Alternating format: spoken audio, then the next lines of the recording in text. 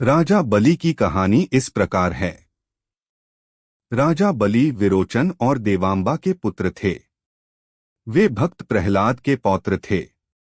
राजा बलि सप्तचिरजीवियों में से एक थे। वे बहुत बलवान और धार्मिक प्रवृत्ति के थे। राजा बलि ने देवताओं को युद्ध में पराजित कर दिया था और स्वर्ग अपने कब्जे में ले लिया था। बलि की वजह से सभी देवता बहुत दुखी थे।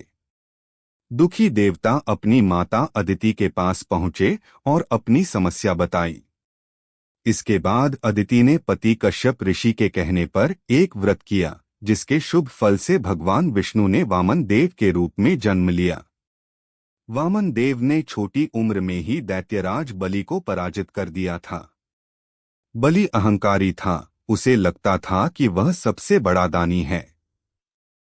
विष्णु जी वामन देव के रूप में उसके पास पहुंचे और दान में 3 पग धरती मांगी। अहंकार बलि ने सोचा कि ये तो छोटा सा काम है, मेरा तो पूरी धरती पर अधिकार है, मैं इसे 3 पग भूमि दान कर देता हूँ। बलि वामन देव को 3 पग भूमि दान देने के लिए संकल्प कर रहे थे। उस समय शुक्राचार्य ने उसे रोकने की कोशिश की। दरअसल शुक्राचार्य जान गए थे कि वामन के रूप में स्वयं भगवान विष्णु हैं। शुक्राचार्य ने बलि को समझाया कि ये छोटा बच्चा नहीं है, ये स्वयं विष्णु हैं, ये तुम्हें ठगने आए हैं, तुम इन्हें दान मत दो।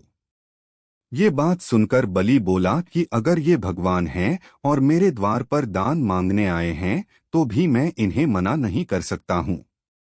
ऐसा कहकर बलि ने हाथ में जल का कमंडल लिया तो शुक्राचार्य छोटा रूप धारण करके कमंडल की दंडी में जाकर बैठ गए, ताकि कमंडल से पानी ही बाहर न निकले और राजा बलि संकल्प न ले सके।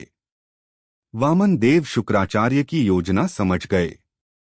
उन्होंने तुरंत ही एक पतली लकड़ी ली और कमंडल की दंडी में डाल दी, जिससे अंदर बैठे शुक्राचार्य की एक आंख फूट गई और वे तुरंत ही कमंडल से बाहर आ गए। इसके बाद राजा बलि ने वामन देव को 3 पग भूमि दान करने का संकल्प ले लिया।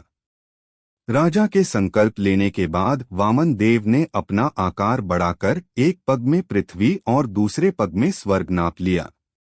इसके बाद उन्होंने राजा से कहा कि अब मैं तीसरा पग कहाँ रखूं?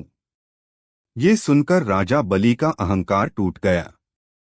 तब बलि ने कहा कि तीसरा पग आप मेरे सिर पर रख सकते हैं। बलि की दान वीरता देखकर वामन देव प्रसन्न हुए और उसे पाताल लोक का राजा बना दिया। अगर वीडियो अच्छी लगे तो चैनल को सब्सक्राइब करने का क्या बोलता। ओके, लव यू तुम सबको।